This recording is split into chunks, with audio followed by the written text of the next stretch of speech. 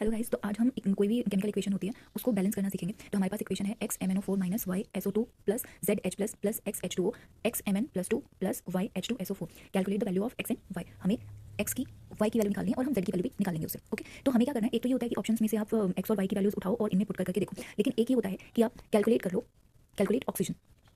Okay, oxygen calculate कर लो कि पूरी इक्वेशन में कितने ऑक्सीजन हैं। तो x के साथ हमारे यहाँ 4 ऑक्सीजन हैं, तो मैं यहाँ लिखूंगी 4x। ओके, फिर हमारे y के साथ 2 ऑक्सीजन हैं, तो मैं लिखूंगी प्लस 2y। ओके, फिर z के साथ कोई ऑक्सीजन नहीं है, फिर यहाँ x के साथ एक ऑक्सीजन है, तो मैं यहाँ लिखूंगी 1x is equals to x के साथ कोई ऑक्सीजन नहीं है तो x नहीं लिखेंगे, y के साथ यहाँ 4 ऑक्सीजन हैं तो यहाँ लिखूंगी 4y। ओके, अब इस इक्वेशन को सॉल्व करके आप x और y की वैल्यू निकाल लोगे।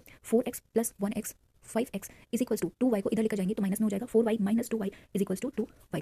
तो अब x upon y is equals to 2/5। तो x की वैल्यू आपके पास आ गई 2 और y की वैल्यू आपके पास आ गई 5। ठीक है, अब बचता है z की वैल्यू। तो देखिए z के साथ यहाँ सिर्फ H प्लस आयन है। ओके, तो दोनों साइड H प्लस आयन को बैलेंस कर दोगे तो हो जाएगा। ओके, इस साइड देखो कितने हाइड्रोजन है, y की वैल्यू रखो 5 है ना, तो 5 मैंने y की वैल्यू यहाँ रख दी। 5 into 2 is equals to 10 H plus ions हैं इस साइड, तो इस साइड भी आपके पास 10 H प्लस आयन होने चाहिए। ओके, x की वैल्यू रखो 2 और 2 इंटू 2 इज इक्वल्स टू 4। तो 4 हाइड्रोजन तो H2O में है तो हमारे पास 10 होने चाहिए, 4 इसमें है तो कितने बचे 6 H प्लस, 6 और 4 10 और इस साइड भी 10 H प्लस है। तो ये हमारी इक्वेशन बैलेंस हो गई। I hope you guys understand. Thank you.